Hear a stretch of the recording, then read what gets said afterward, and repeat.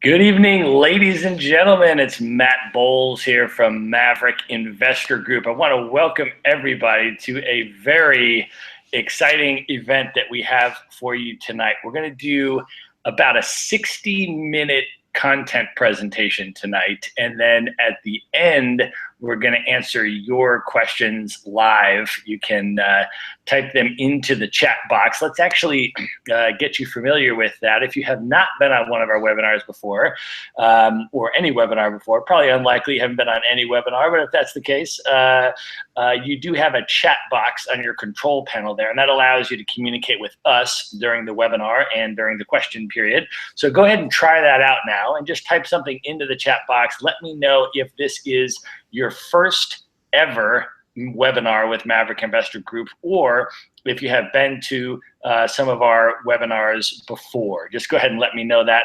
Type that into the chat box. We'll make sure it's working. And that's exactly how you're going to ask your questions at the end of the webinar. So we're going to start off here.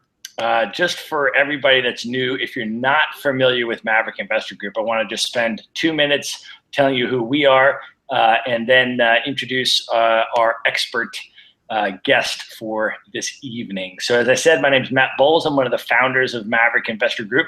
We have been serving real estate investors full-time since 2007. And what we do is we help you buy performing rental properties in the best real estate markets, regardless of where you live. So we help our clients build and grow their portfolios of cash flowing residential investment properties in many markets across the United States. My founding partners and I have helped individual real estate investors like you buy over $100 million worth of investment properties. And we've done that across about at least over a dozen US states, okay, over the past decade. So you may have heard of Maverick. We've been featured in a lot of the different real estate investing press. And one of the other things that we do is we try to provide value to you by introducing you to industry experts and service providers that can help you with your real estate investing in various different ways. And so that really brings us to tonight's expert guest that we have with us. Sean is someone who I have been personally very impressed with. He's the vice president of the National Real Estate Insurance Group. He's an industry recognized speaker and educator who specializes in rental property insurance. He's got over 8 years experience in the insurance industry. And I personally have been really impressed with Sean in my interactions with him. I personally have learned a lot from Sean about rental property insurance, including very recently. Okay, I personally have bought and sold millions of dollars of residential investment property over the last decade and more.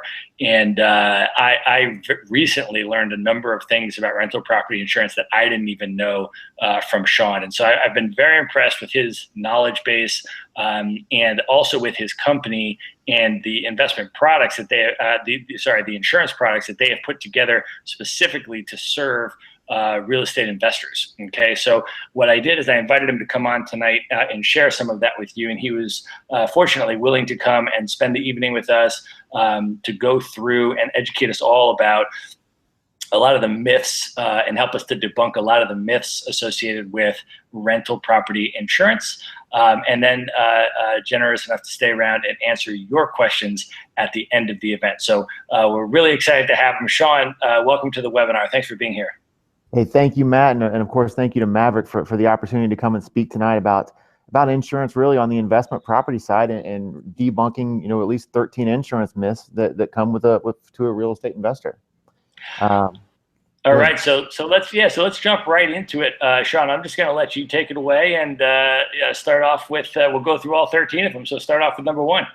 Perfectly. So, like Matt just mentioned, my name's Sean. I'm the vice president of both National Real Estate Insurance Group and REI Guard. So you're going to see REI Guards on some of this as well. National Real Estate Insurance Group is actually the national proprietary provider for the REI Guard program. REI Guard is the largest and longest running insurance program in the country, built specifically for residential investment properties. Now, please keep in mind what we're going to go over tonight these points are really outlined as myths. So I always like to say, think of this as opposites day. And then I'm going to go ahead and provide you with the truths behind these myths that you may run into. One quick point I would like to make before we start is you're going to hear me refer to insurance policies that you need to correctly insure your properties as commercial policies. Different from the real estate world, in the insurance world, a commercial policy is going to encompass really all investment properties, from single family rental dwellings all the way through large apartment complexes and any line of commercial real estate in between. So just wanted to clear that up on the front end. I know there can be some confusion there. So diving right into debunking the 13 rental property insurance myths. Number one, insurance is exclusive of estate, tax, and financial planning. So our group, we've got about 52,000 locations in our program across the country, and many of who we work with are new investors, maybe purchasing their first or second location. And one of the first questions that we always get is, hey, should I set an LLC up for my property? Should I keep it insured in my personal name? And our question back to them is always, what you do with your investment property is really going to depend on a lot of things, such as your estate planning, your tax planning, financial planning, etc. So what we would say is gather a team of advisors, attorneys, accountants, even estate planning attorneys and property managers, and have periodic correspondence with your professional team, okay? Because you're going to have that business model change as your portfolio grows. But the most important thing I can tell you is don't leave your insurance agent out of that. Make sure that they're corresponding with your professional team and they're in the loop on things. So the second slide that we flip to now is really just more for a peace of mind. It's not necessarily a myth, but just something to think of. So build your castle wall and your moats with your professional team of advisors. So utilize your attorneys and your accountants and your property managers as your castle moat and your walls. Use your insurance agent. Think of us as really the archer in the tower that's kind of picking things off that are potentially coming across to try to damage you. We're not going to get everything, but we're going to do our best to get as much as we can. Number two, I'll touch on briefly here. Being named as an additional insured on an existing homeowner's policy will sufficiently protect your interests on a subject to deal. Touching briefly here, subject to is really when you purchase a property subject to existing financing that's already in place, along with any other liens already attached to the property. Do not formally assume the loan through the bank. The owner actually will deed the property to you, and you take over making the payments, okay, to the lending institution. So what many investors do on these subject to deals is they make the mistake of just simply being listed as an additional insured on the existing homeowner's policy, and it's just not the right way to do things. So if you run into a subject to deal, we're actually the experts. We write these every day. The correct way to actually be insured on a subject to deal is if you've got the deed and a financial interest in ownership in the property, you better make sure that you're first named insured on the property policy as well as the liability. So to make sure that we comply with all the lenders requirements, that's exactly what we'll do. We're going to list you as first named insured. Make sure that the mortgagee clause is listed appropriately as they need it to be. The building value that you're actually going to have assigned to the property is going to meet or exceed what the lender's interest is. And the biggest part is they're always going to look for the existing homeowner to be listed on that certificate of insurance or that policy. So we do that on the liability policy only for a couple of reasons. One, for slip and falls and personal injuries, like a liability policy gives you coverage for, it's going to extend to that existing homeowner or prior homeowner if they're named in that lawsuit. But the more important side to that is only on the liability side, it limits them or really eliminates them from having any opportunity to get a property claim check in the event of a property loss written out to them to where they could potentially cash out and run with the money. So think about on a property claim, when a house burns down or a wind, you have a windstorm that does damage, the claims check is always made out to the first named insured on the property, along with any additional insureds or mortgagees.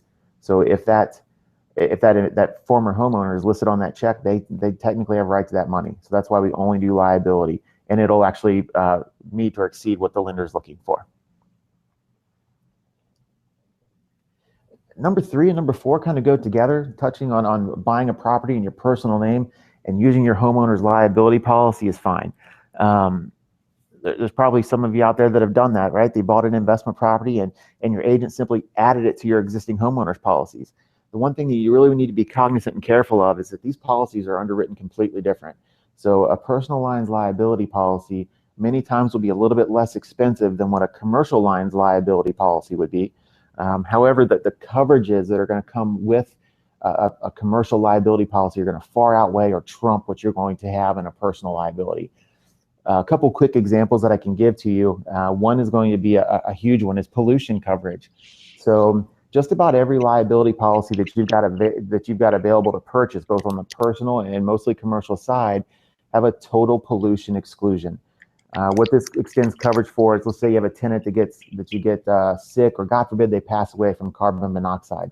Especially on a personal lines policy, you're on your own to defend that claim, which, as you can imagine, will get really, really nasty really quick, especially if you have a wrongful death.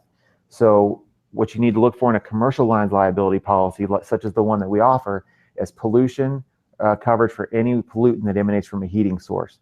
So if that were to happen, as an investor, you need to have coverage for that. And many commercial lines liability policies either have it automatically, or you can ask them to add it by endorsement, and they can do that for you. Number 4, the personal dwelling fire policy is sufficient to cover your non-owner occupied rentals.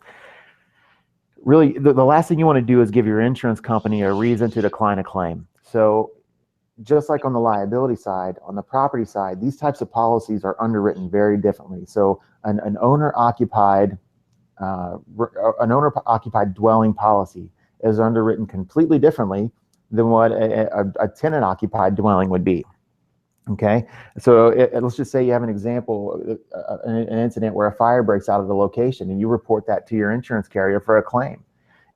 When the adjuster comes out, if they find out that you've got a personal dwelling fire policy that you're insuring this property on, however, you're not living there as the property owner, you've got a tenant in there, they can actually decline that claim in full because of material misrepresentation. So the last thing you want to do is give an insurance company any reason to decline a claim. So making sure that you're, clear with your agent on the front end of what the purpose of this property is going to be, that it's an investment property. Yes, you may pay a little bit more for your insurance, but it's well worth it.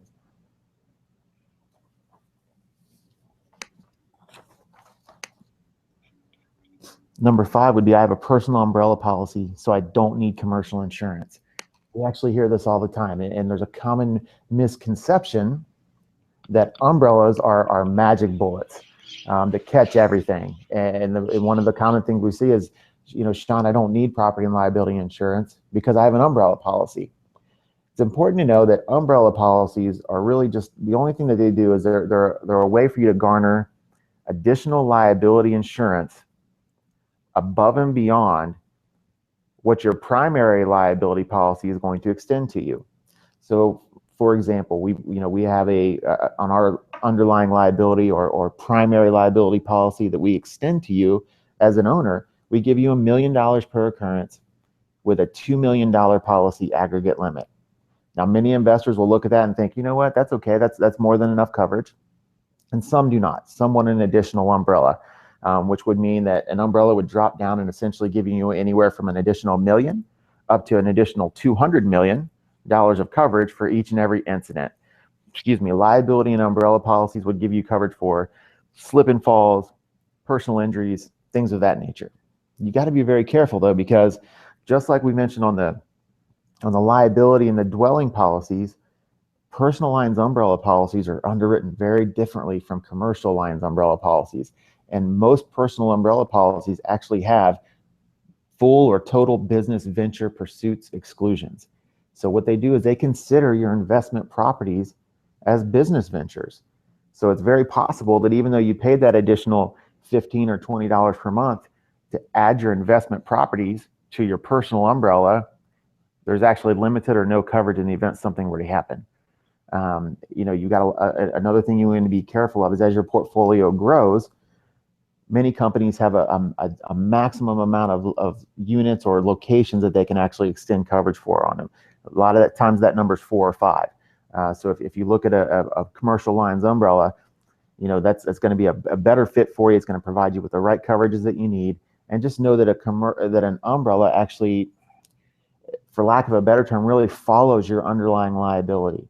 So if your liability policy is going to give you coverage for dog bites or provide you coverage for pollution, and you've got a loss that maybe exceeds what is given to you on your primary liability policy, your umbrella will kick in and provide additional coverage for you.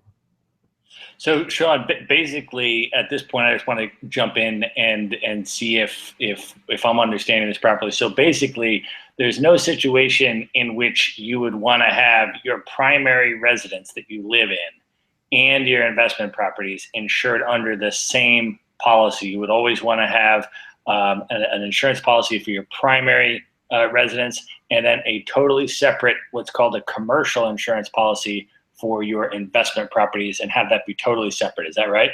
You're exactly right for a couple of reasons. It limits your liability on the side of when if a loss were to occur on either end. So, if you've got your investment properties tied into all your personal assets, your cars, your boats, your toys, and let's just say you have a teenager or a new driver that has a bad car accident that maybe kills somebody, and the payout's going to exceed whatever liability limits you have on your policy. If your investment properties are tied into that same policy, it's potential that injured party could actually go out after your investment properties to make them whole again. And the same thing holds true if you have a major occurrence that you're deemed negligent for one of your investment properties. If you've got your personal assets tied into your same liability policy and that occurs, it's possible that they come after your autos and your boats and your home to make the injured party whole again. So the best thing you do to limit your liability on both ends is treat your investment properties like the business that they are and separate them into a different policy altogether.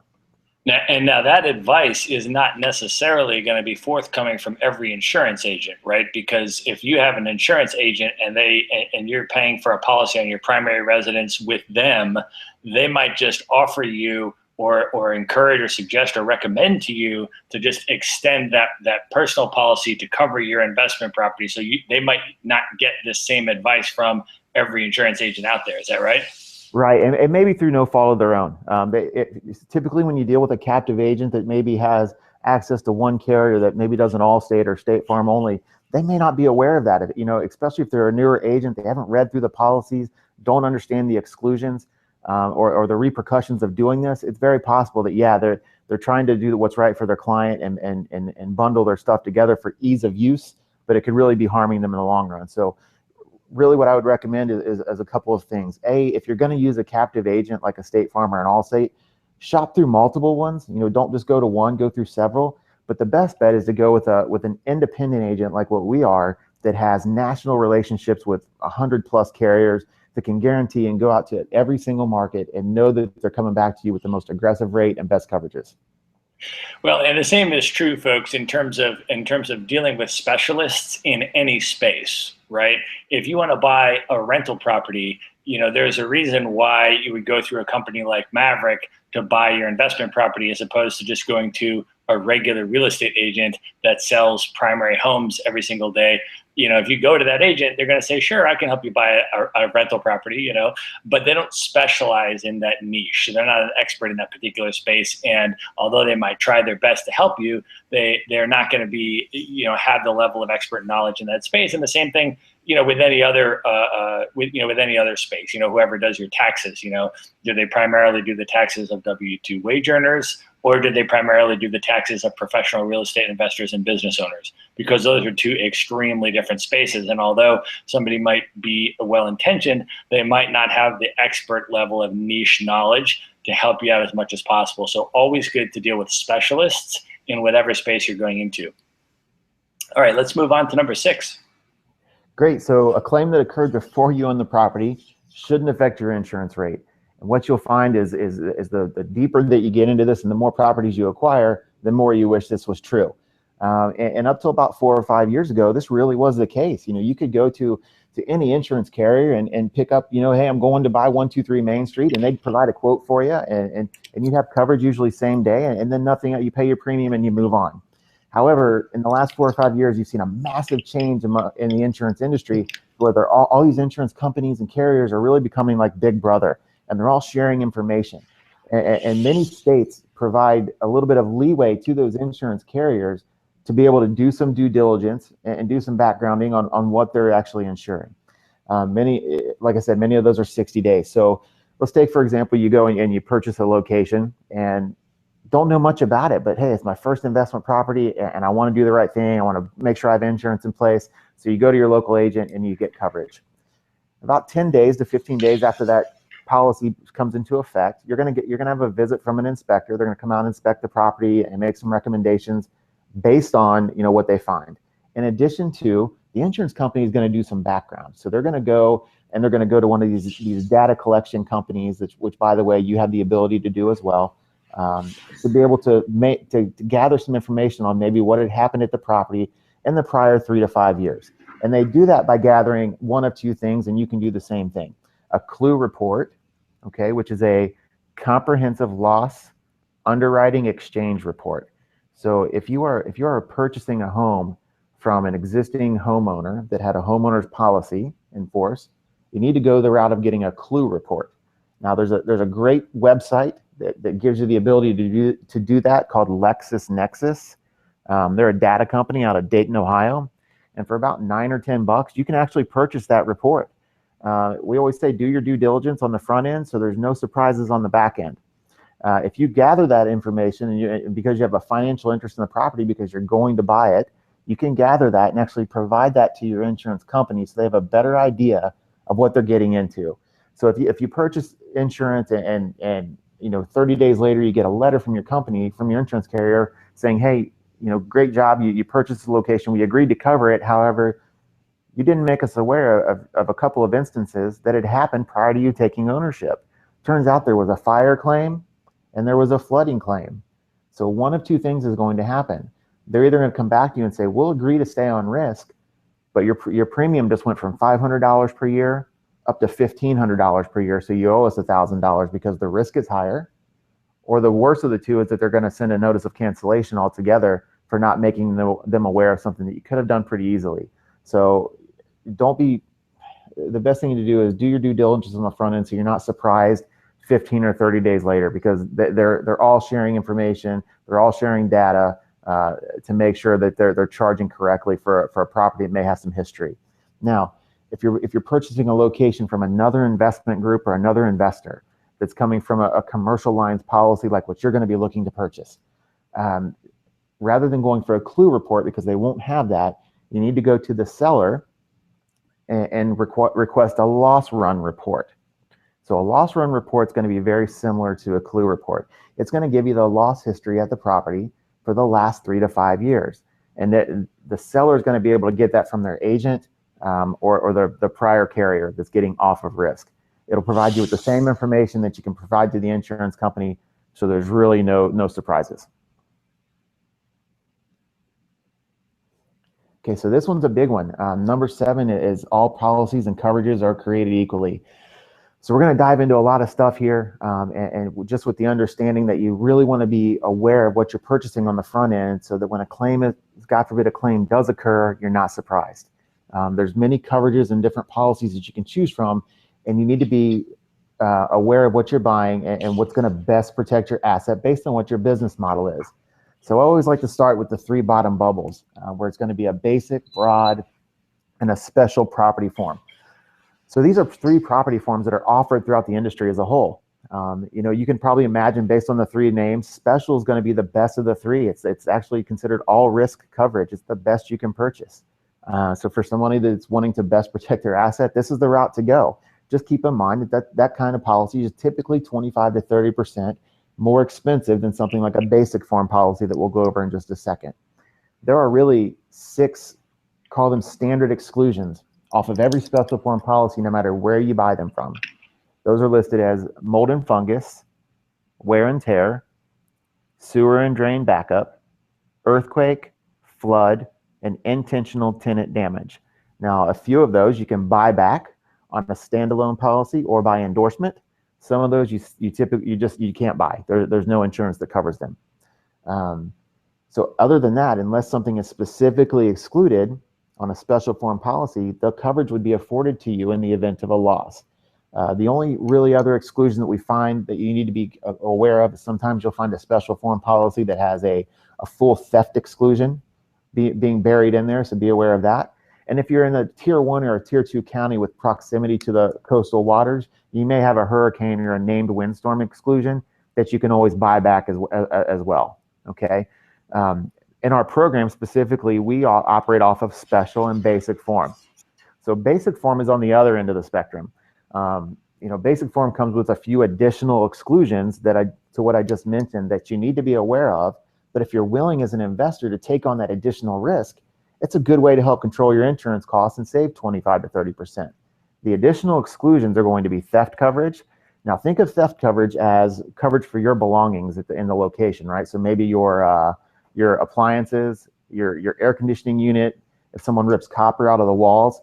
Now, you guys are, for the most part, going to be purchasing performing assets that have an occupant in there or a tenant.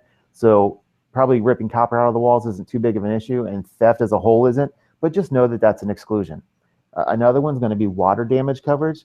And if you think of water damage, it's very different from flood.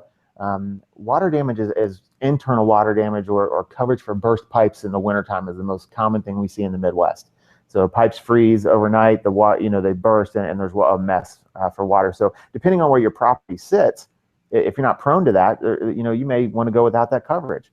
And then the third one that would go right along with that, the weight of ice, sleet, or snow. That's the major ones. There's another one about for collapse that you don't see too often. But if you're willing to make those, take that risk and really self-insure those perils, you can save a good amount of money. Now, broad form is the in-between, and it's not offered too often.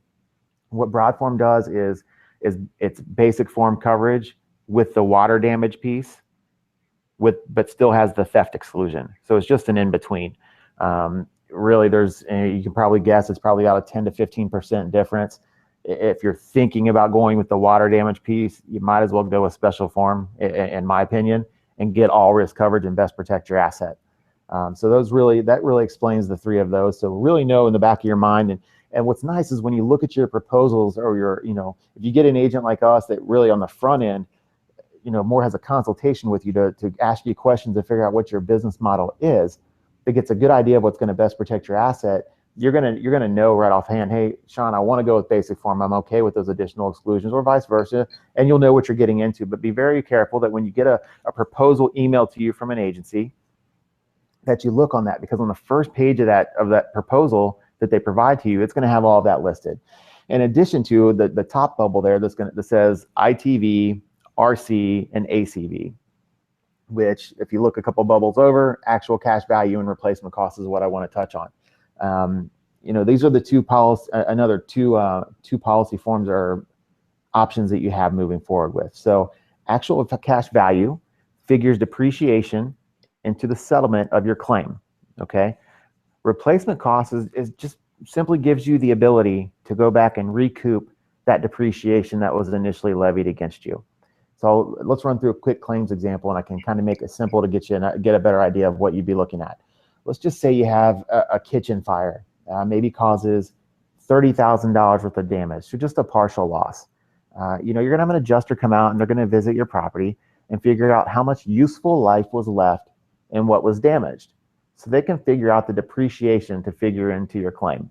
Now, it's difficult because the first thing we always get asked is, well, how much depreciation is going to be on a 1970 house? Well, it really depends on the updates, and everything depreciates at a different level. So you can roughly say about 1% per year is about the average, with an exception to the roof, which depreciates at quite a bit higher or level just because of the exposure to the weather. But they're going to figure the depreciation into your claim. And for a nice round number, let's say they depreciated it at 40%, which, by the way, is more than you're ever going to see. Okay, so let's say they take $12,000 of depreciation off of your $30,000 kitchen fire. That leaves you with an $18,000 settlement. Then they're going to figure in your deductible. And nice round number again, let's say it's $3,000. It leaves you with a $15,000 actual cash value settlement check to cover that $30,000 kitchen fire. Now, on actual cash value, that money is what it is. You can sell the property with the existing damage. You can go on vacation with that $15,000. That's why you have insurance. It's yours to do with what you want. The only difference with a replacement cost policy, replacement cost is going to give you the ability to go back and recoup that depreciation, in this example, $12,000, that was initially levied against you in your claim. Now, the way you do that is you need to exhaust the first $15,000 on your repairs. You're responsible for making the remaining repairs out of pocket. You submit those receipts back to your insurance carrier, and they'll reimburse you for up to the $12,000 when it was initially taken from you. Okay. The only thing that's not recoverable is your deductible. So that's the one piece to that. Now, many carriers, depending on who you are insured with, and it'll kind of lead into co-insurance, which is the last bubble I want to touch on. Many carriers are going to look at you and say, you know what, you've got to be insured to at least $130 per square foot to be accurately insured to value, which is that ITV, or we simply won't offer coverage for you.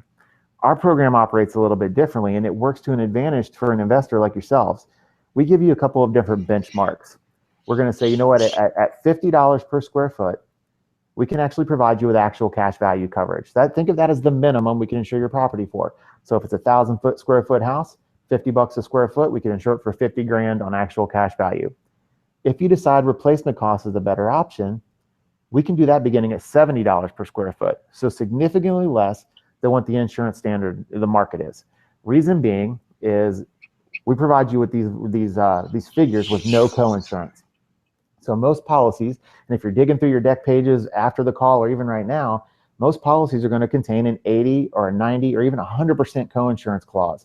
The higher that percentage is, the worse it is for you as the owner. Okay, and what that does is it says, hey, at the inception of this relationship, with me signing on to be a client of yours, I'm agreeing at the time of loss to be insured to at least 80% of the true replacement cost of the property at the time of loss. And that's where they get you, is because until that loss occurs, you don't know what the true replacement cost of the property really is. So let's take an example of the same kitchen fire that just came up, and it was $30,000, a partial loss. Another thing the adjuster is going to do is figure out, if this thing had burned to the ground, how much would it cost to rebuild it? And let's say they determine that it's a $100,000 house. They're going to refer to the deck pages of your policy, and they're going to say, you've got an 80% co-insurance clause, meaning you're agreeing to be insured to 80% of the true replacement cost of the property, which I just deemed to be $100,000. So you need to be insured to at least $80,000 on the deck page of your certificate of your policy to meet your co-insurance clause. Now, if you're at $80,000 or higher, terrific. You've met your co-insurance clause and you're good to go and proceed with the claim. However, if you're insured to $79,999 or less, the insurance company is going to assess a co-insurance penalty based on the percentage that you're underinsured prior to figuring in your depreciation and your deductible, so they can take that off the higher number. So it can greatly diminish the amount that you recover in the event of a loss. So the insurance to value, the ITV that you see, many times when you go with other carriers, it's going to be an inflated number, sometimes severely, sometimes double what we're able to give to you, because they've got that co-insurance clause on there, and they don't want to have that fight with an insured if you have a loss occur. They don't want to have that happen where they come back to you and have to say, you know what, in addition to the depreciation that we're hitting you with and your deductible, we also decided you're underinsured and we're going to ding you there too. Okay, so their way of getting around that is greatly inflating what the building value truly is to try to eliminate that. Okay, so the next one, self-insuring your property is always too risky. And that's the truth in a couple of different ways. So in terms of liability, which I'll touch on just a second. So everybody in here that's listening to this at one point or the other is really going to self-insure your property to some extent by the deductible that you carry. Okay, so what a rule of thumb is going to be, we always recommend that really think to yourself and sit down and consider what the minimum claim is that you'd ever turn in compared to what you just fix out of pocket. And it may be a different answer for every single location, or a different answer for every owner, certainly. But take that number, and if it's $1,000, what we tell you to do is double that number, and that's about the deductible that you can carry without damaging your property. Okay. Now, an important thing to consider is the property rate that's provided to you from your insurance carrier is directly affected by the deductible that you carry. So Higher the deductible, lower the property rate. So if you're saying, you know what, I'm okay, I've got some pretty good contacts, I've got some GC buddies, or I can do the work myself, and these partial losses I'll probably just handle, and I just want property insurance for a catastrophic type loss. Consider a higher deductible, because it's only going to decrease the amount of money you're paying the insurance company.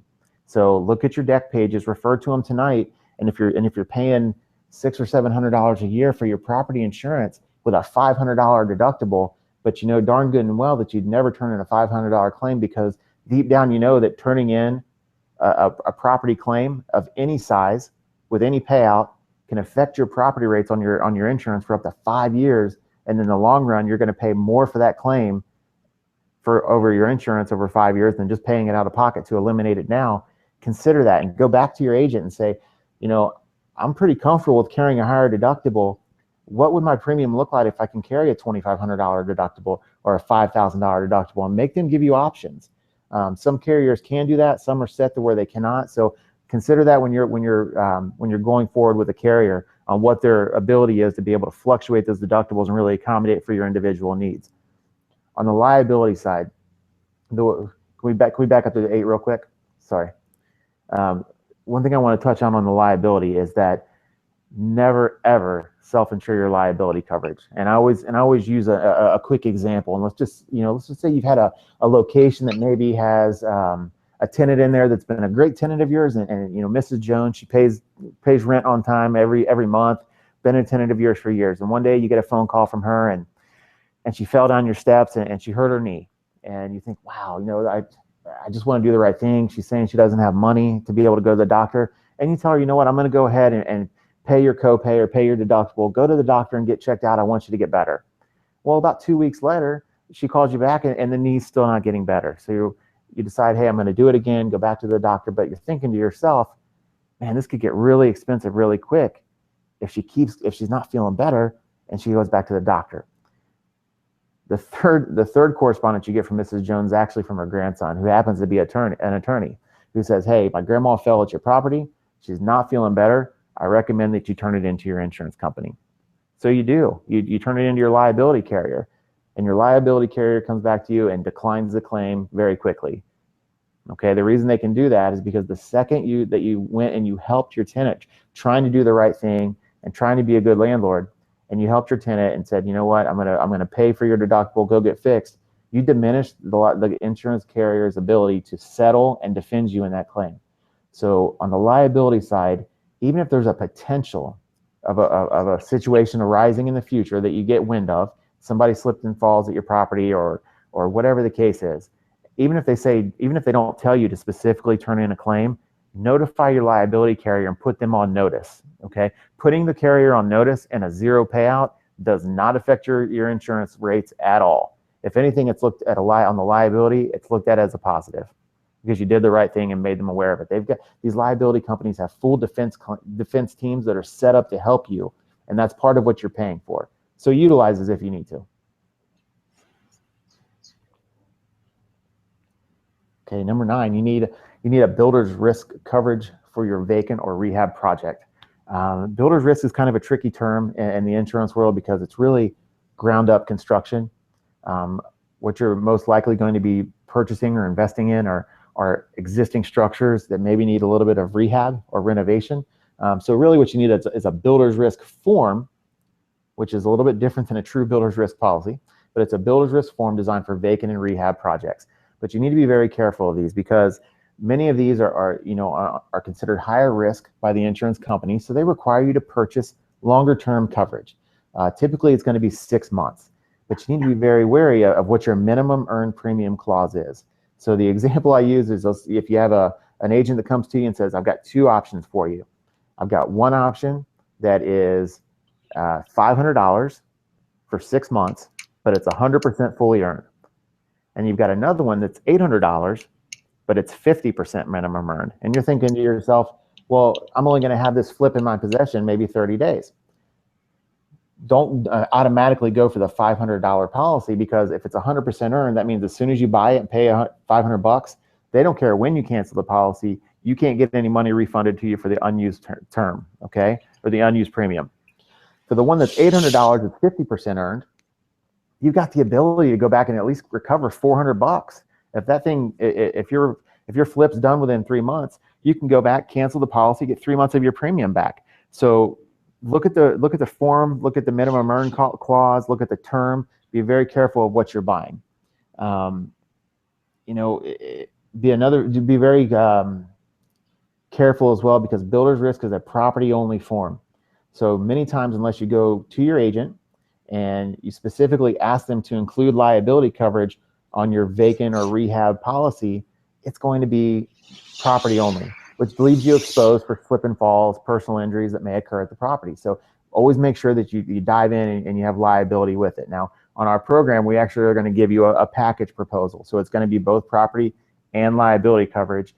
And because we work month to month on those flips or on those short-term rehabs that may be occupied very soon, instead of having to cancel your rehab policy and purchase a whole new occupied policy, which can get costly and time consuming, on ours, you just notify us of the change. Hey, Sean, it was a renovation policy or property.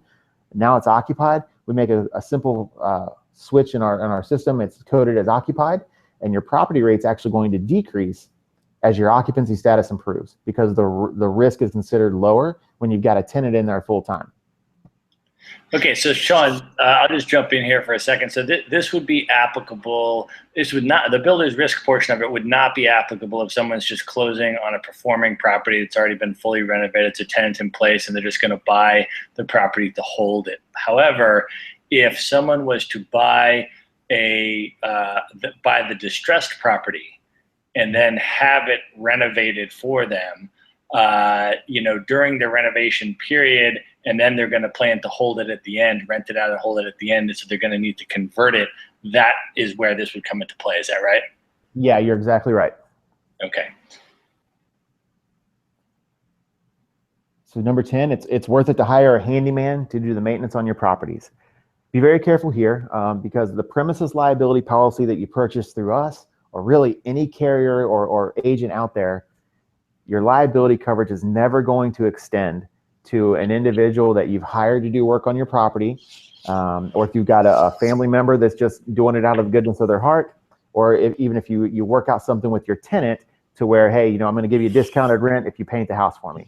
If that individual gets hurt on your property while doing work, and you've hired them or made some kind of an agreement with them to complete this work on your property, your liability coverage does not extend to them.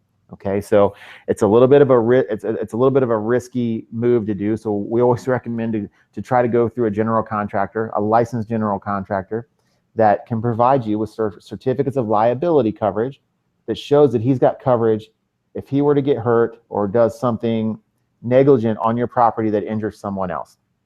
But you need to go a step further, and it's time consuming. I know, and it's difficult, especially when you're starting out, but it really can be the difference in if your property flourishes or your business flourishes or if it doesn't. Because what we always tell you is to ask for that general contractor to provide you with a couple of things.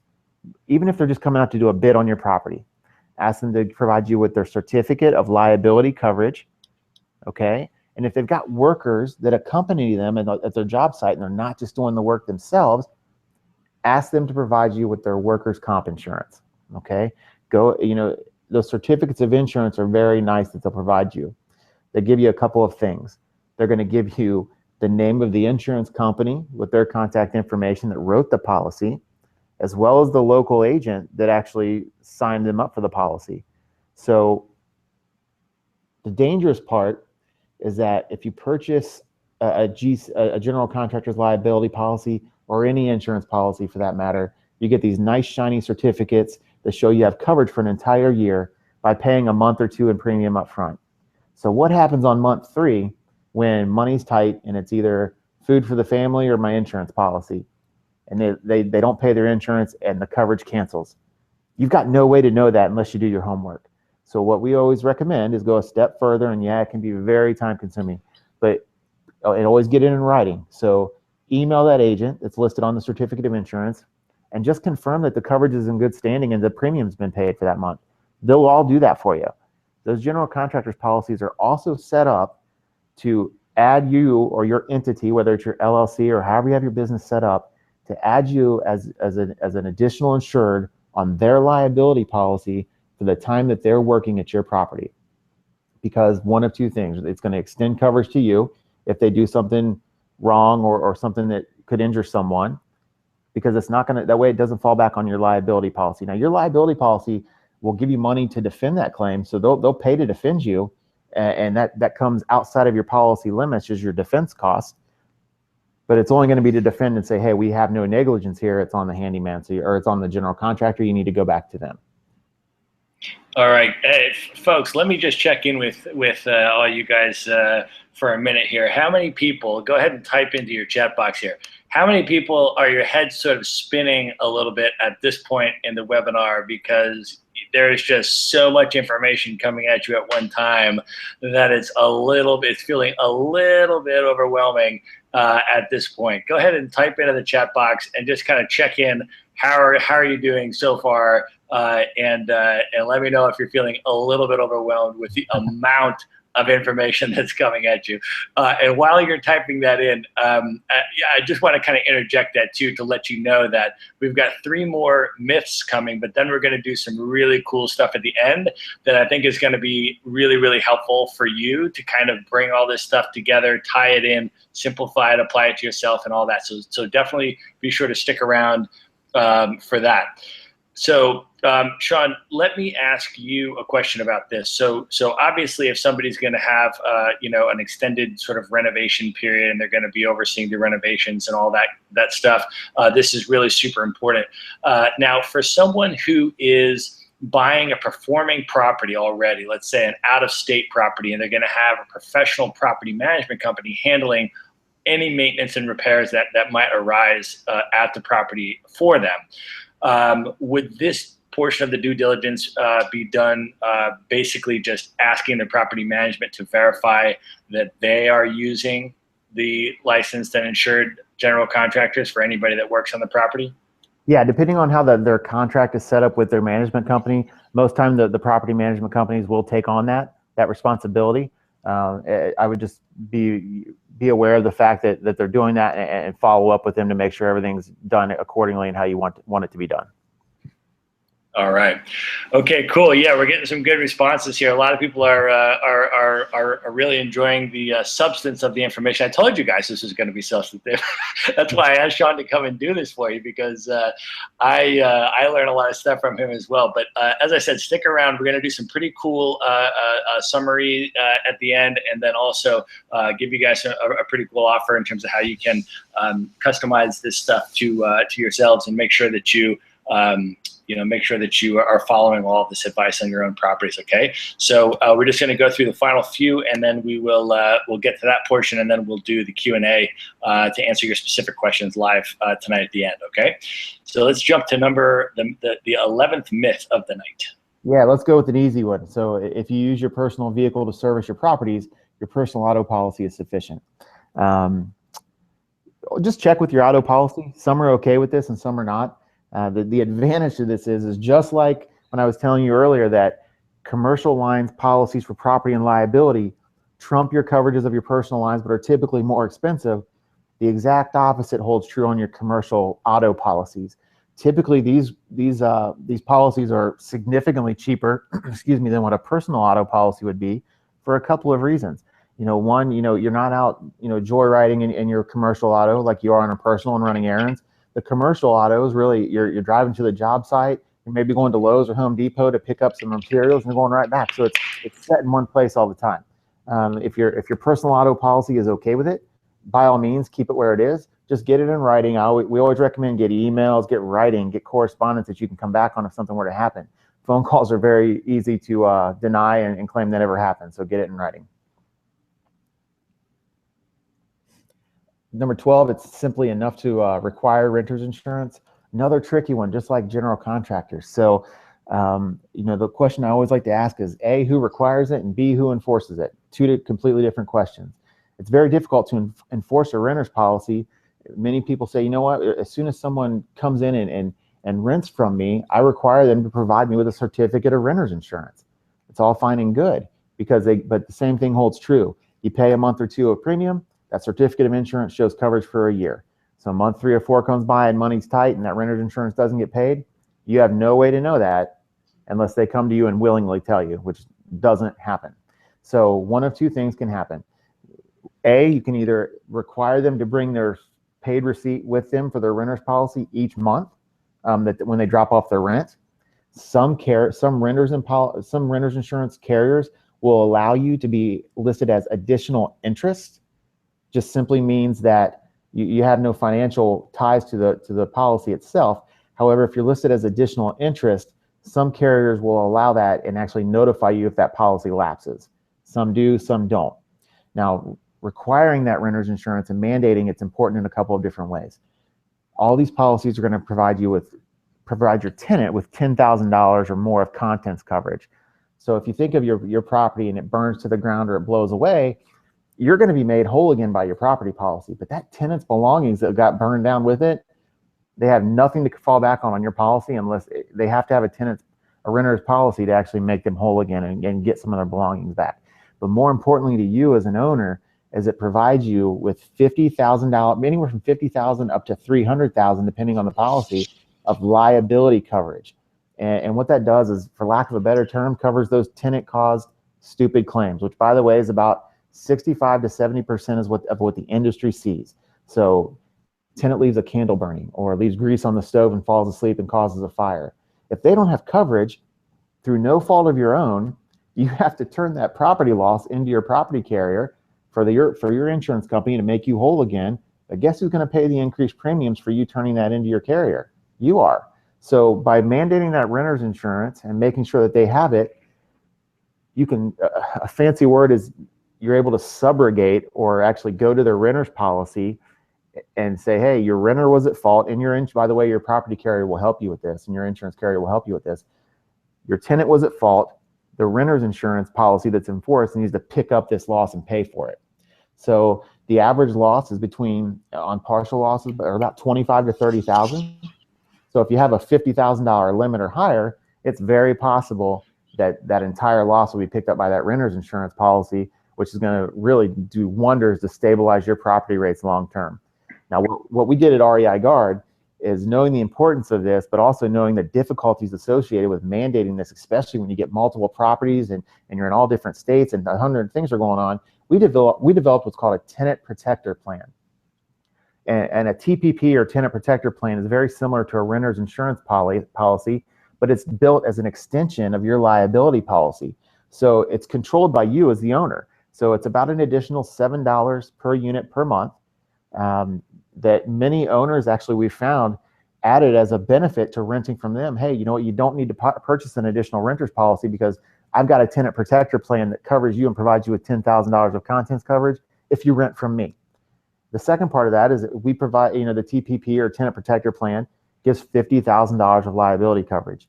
So it's very possible that you have that TPP in force and it picks up those partial losses to help stabilize your property rates long term. Last one, cheaper is better. Just be very aware of what you're getting into in terms of the coverages you're purchasing, what your exclusions are. There are more effective ways to shave money off of your property insurance costs every month than by jeopardizing coverages. You can do that by doing what we offer and bundling your locations together collectively on a single schedule, or utilizing a higher deductible. If you're okay and you can stomach a $5,000 or a $7,500 deductible as opposed to $1,000. There's other ways to combat that, to drive your costs down. Don't jeopardize coverages that could really damage your business in the event of a loss. All right, and those are the 13 myths, all of them debunked, and now we move on to the really, really cool part. I'm really excited about this, and I asked Sean to speak about it specifically. What he did, and the folks over at REI Guard, these are a bunch of real estate investors themselves, and they created insurance products and insurance coverage opportunities themselves for their own investment properties. And so what they offer and what they've put together were created by real estate investors for real estate investors, with all of the things that you just heard taken into account that may not be available or may not even be known by a lot of regular insurance agents that serve the general public and insure primary homes and all that kind of stuff. And so Sean's team has put together some specific real estate investor advantaged insurance products, and I was really excited when I heard about them, and I asked him to come and share with you what some of those are. So Sean, I will let you take it away. Great. Briefly, I mean, REI Guard is designed for real estate investors with the ease of use, appropriate coverages, fair and stable rates. Currently, we've got about 52,000 locations in the United States for over 12,000 investors. So the average investor has between 3 and 5 locations with us. But not only that, but for conglomerates, bulk REI holders, property management companies, and we currently have about close to 60 people really focused on our program that are based here in Kansas City to service your accounts. All right, so let's go through and summarize, and this is the stuff, folks, that I want you to pay really close attention to, because all of that stuff that I know went over a bunch of people's heads, I got a bunch of comments that said my head is spinning from people, but remember basically, the types of risks that Sean outlined and the types of things that you need to pay attention to.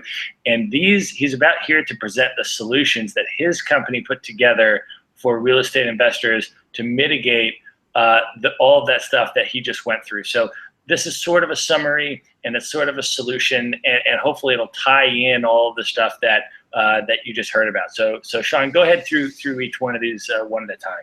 Great. So the tenant protector plan, like we just touched on, it's something we're very excited about. We spent a lot of time and effort on developing this. Certainly not the easiest line of coverage to offer, but it provides your tenants with the contents coverage through our program of $10,000, as well as the liability coverage for you as the property owner for those tenant clause losses. It's important to note that contents coverage is really a $10,000 limit that's not really questioned. So if you were to have a fire that deemed the property uninhabitable and the tenant lost their belongings, it's not necessarily, hey, we need a full inventory report of what you have. It's pretty much, here's $10,000. Let's start your life over and let's do the right thing for you. So it's really a win-win. The monthly reporting form that allows your property to be insured through multiple phases of occupancy without the headache of having to cancel and rewrite policies, that's a huge advantage. So we can work on renovation properties, vacant, which in our program is really only defined as boarded up and or secured with no immediate renovations in planned. So if you pick up a beater that you don't know what you're going to do with, we can still insure it, and we can do property and liability, but as well as your occupied and hold long terms. So it allows you very seamlessly to add and delete locations for your portfolio whenever you want to, your fix and flips, as well as your hold long terms, your occupied, your vacants, your rehabs, collectively on one single schedule to simplify your life from an insurance perspective. The underwriting your property without requiring clue reports or loss runs from prior owners didn't make much sense. I know Matt touched on it briefly, but our program goes back to 1999. So it's going on about 17 years. Made absolutely no sense for us to, and let me back up. It started with the Homebesters franchises. So if you're familiar with them, they're based out of Dallas, and they're the guys that have cavemen on their commercials, and it's the We Buy Ugly Houses guys. So our program was initially developed for individuals doing fix and flips, and it's just evolved to be able to accommodate for any phase of occupancy. But it really made no sense for us to take the time to send an inspector out and really do our due diligence further than we needed to when digging up prior loss history to go to a property that may be distressed to tell a guy that's going to just fix and flip it and knows what needs to be done, and just to reiterate that to him. So what we've done is we've put in several internal underwriting pieces that help us get a very accurate description of what the property has. And we've developed what we feel is a fair and stable rate to offset the risk that we're taking on. And it's worked very well because we have not had an across-the-board rate increase in over 10 years. So another thing that we can pretty much guarantee you is that the rate that you're going to be paying now, you're going to be paying for a long period of time. So no 30 or 40% rate increases after 12 or 16 months or 24 months. We're solid and we're stable. And then an additional thing, because of the power that we have with our staff and having a team of 60 plus, we'll go as far as we mentioned a lot on your GC liability, certificates of liability, and making sure that your general contractors have the appropriate coverage to also protect you as an investor if they're working on your property. So we'll actually go a step further, and if you want to send us their certificates of liability that they present to you, along with their workers' comp compensation insurance, their certificates, and you want us to review those and make sure that everything's in line as it should be, happy to do it. We've got the power to be able to do it. We've got the people to be able to do it. So let me just clarify and sort of reiterate a couple of these points. So this final point, if somebody is either renovating a property, so let's say you're gonna use the model where you buy, even if you're working through a professional company, and you decide to put up the cash to buy the property and then pay them to renovate it, and then maybe you'll refinance that at the end, or just hold it free and clear and rent it out to a tenant and hold it. And you're going to have a general contractor, you're going to have this company doing the renovation for you after you own the property. It's relevant for that, obviously, certifying those certificates. But also, if someone's going to buy a performing rental property out of state, already been renovated, tenant in place, they're just going to buy, and it'll cash flow from the day they close, and they're just going to hold it. Well, the property management company that they're going to be using is going to be handling the maintenance on their property. So if they're doing due diligence on the property management company and wanting to make sure that anybody that goes into their property to do maintenance is appropriately insured and certified, then you can even help them with that portion of their due diligence in terms of they might say, hey, Sean, what was that thing I was supposed to ask my property manager to show me, and then you can tell them what to ask for, and then you can verify it and make sure it's good. Absolutely. So REI Guard is just a team of advisors that are there to assist our clients in any realm of insurance or assistance that they need. So by all means, yes. Okay, great. So, and then just to clarify, folks, I want to just sort of reiterate this, because I know for some folks, as we went through all those myths, it was kind of like, your mouth is wide open as a fire hose, sort of coming at you. So, you heard about the part where Sean was recommending to with a regular insurance company to be sure that you pull the clue report or the loss run report or all that kind of stuff, and if you have no idea what that was, this point here is that if you go through Sean's company, you're not going to need to do those things, because they have the ability themselves, to do that upfront research for you on your behalf, and then the ability. The second bullet here, I'm just going up from the bottom. The second bullet here, in terms of allowing your property to be insured through multiple phases of occupancy. Again, if you're that type of person who's going to, either you're trying to renovate properties yourselves and you have that kind of a business, or you're going to purchase from a professional company, but you want to buy the distressed property and then pay for the renovations and refinance that at the end, or just hold it free and clear at the end, and you're going to have it then in multiple stages, both a renovation stage and an occupied cash flowing hold stage. If you're going to have it in multiple stages, then this is a situation where you can just easily switch your policy from one phase coverage to another phase coverage as soon as it changes from a renovation stage to a hold stage. So if that's you, then that's also something that's built in here.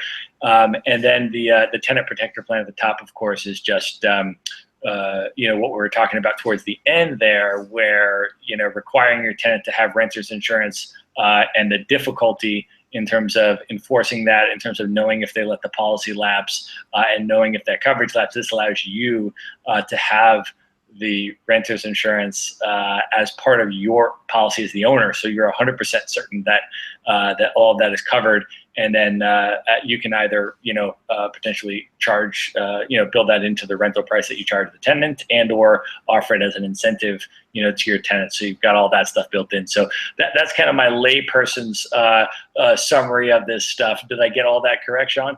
You did. And if I can touch briefly on the monthly reporting form again, be very careful too that regardless of who you're insured with, there's always going to be what's called a vacancy clause that's included on your policy, meaning that, hey, vacancy happens. You've got tenant turnover. So many carriers are going to tell you within the policy verbiage, and it's a 100-page document that you have the pleasure of reading, but it's going to tell you that, hey, at day 31, if you have not had a tenant in, to replace the tenant that moved out, one of two things happens. Your coverage greatly diminishes. Typically, if you're on a special or broad form, you drop to basic, or that gives them a reason to decline a claim altogether if you have not accurately reported that to them.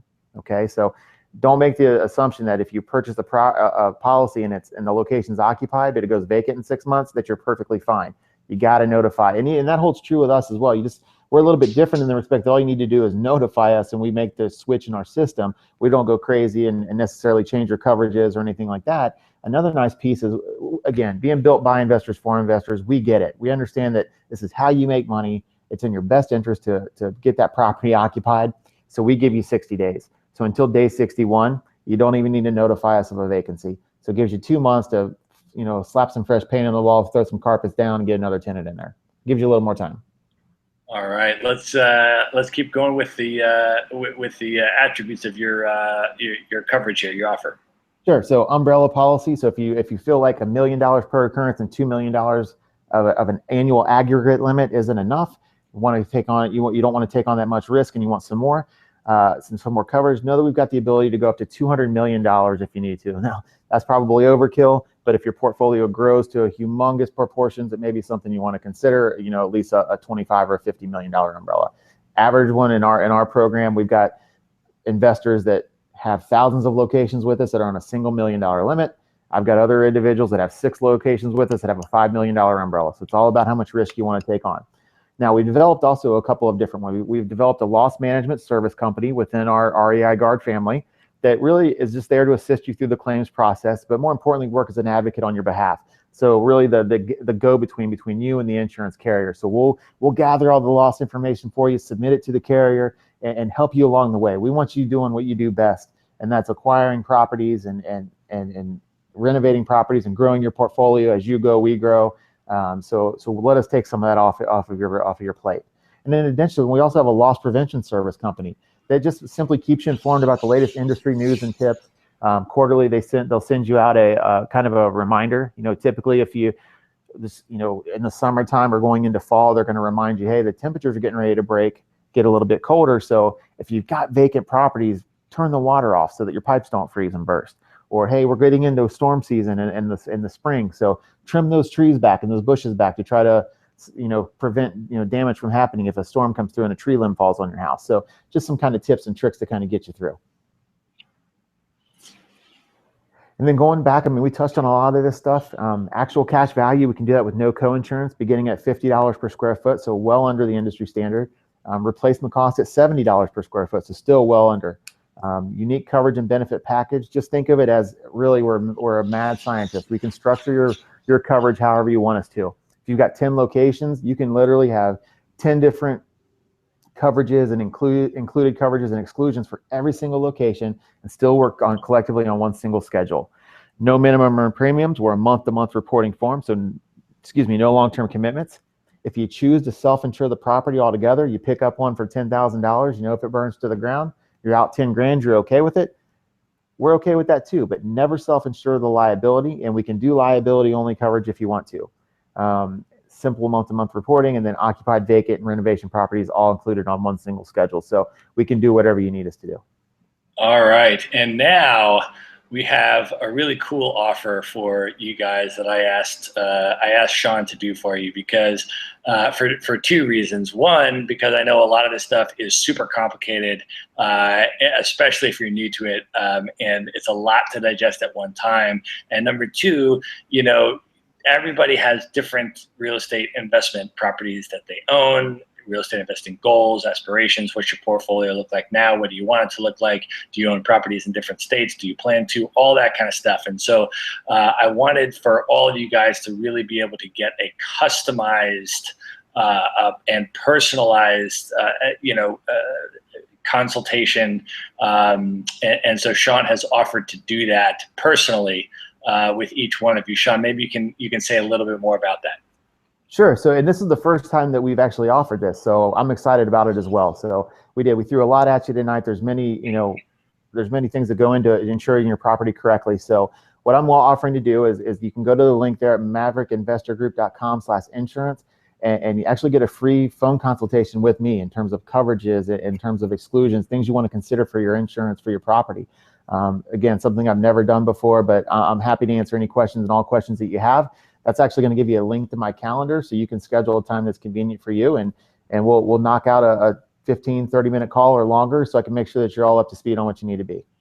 So, guys, this is really valuable, and I knew it would be, and I'm really excited that Sean is doing this. So just so that you understand, this is not like you're going to call someone and whoever is working the floor is going to pick up the phone and it's going to be a salesperson or something like that. You're actually going to get to schedule a personalized conversation, just you and Sean, and you can go over all of your stuff. So whether you want to ask follow-up questions about this webinar, wait, what was that? What did that co-insurance thing mean? Or what was that thing I was supposed to ask my property management to show me so I know their general contractors are insured? Or, what was this thing I should do? And, just kind of getting that stuff down.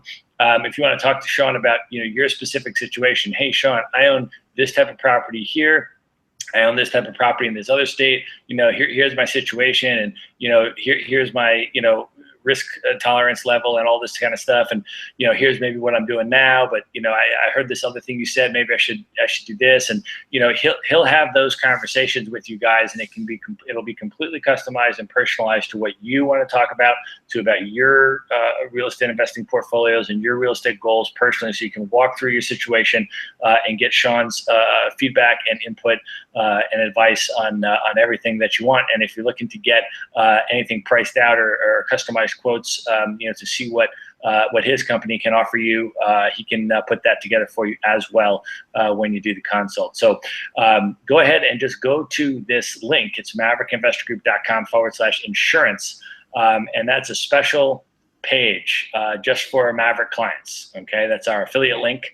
And that's going to take you right into Sean's personal schedule and allow you to schedule a personal consultation with him. So I definitely take him up on that opportunity because I'll tell you right now, every conversation that I've had with him, I've certainly learned a good bit about rental property insurance that I didn't know before. So with that, I want to open up the floor for questions. Just type your questions into the chat box, and we will go through all of the questions. So the first one is that I've got a couple folks have typed in that they'd love to get that this was a lot of information, and they'd love to get either a recap or a replay or something like that. So I do want to clarify that this webinar is being recorded, and we are going to send out the recording to you. So if you're on the webinar now, you're absolutely going to get a recording of this webinar so you can watch it again. And the way that I try to deal with complicated topics and things that where there's a steep learning curve is just to watch it, watch something a couple of times. And after you watch it, the second time, you have sort of the base knowledge, what you picked up the first time, and you have a sense of what it is. And so when you watch it the second time, all the rest of that stuff really sinks in at a much deeper level, and you can kind of absorb it. So that's how I learn anyways. So we're going to send out that recording. You can watch it again. And of course, when you're watching a recording, you can pause it on each slide and take specific notes if you want, or, when Sean says something and you want to, rewind 30 seconds and play that again so you make sure you get it down properly. You can do all that with the recording. It's a lot easier than with the live webinar. So that's why we record this, and we're going to send that out to you. It's probably going to come out on Friday of this week. So, look for that in your email, and then you can watch it again and go through it at your leisure. But in the meantime, I would definitely say, register for this free consultation. There's absolutely no downside at all. Sean's willing to just spend his personal time with you and answer your questions because you're part of the Maverick community, and we have a good relationship with Sean and his team. So definitely no downside to that. So go ahead and register for that as well, and then you can rewatch the webinar either before or after your consultation with Sean. So let's open it up for questions. Okay, so Sean, the first question is just to clarify, I missed the insurance coverage that I'm supposed to ask the general contractor for in addition to the certificate of liability insurance. Could you please repeat what that is? Sure, that would be their workers' compensation coverage. So if they have workers that are going to be on-site addition to them, by state, it differs what the requirements are, but they all need to have a workers' comp coverage. So if one of their workers cuts a finger off at their property, their comp coverage would actually pick that loss up. So workers' compensation. Okay, fantastic. All right, folks. So if there are more questions, feel free to type them into the chat box here. I think a lot of people are over registering for the consultation, which is awesome because that's what you should be doing because that's the high value piece here. But if you have any other additional questions that you want Sean to answer now, then just go ahead and type them into the chat box and we'll be able to get to those.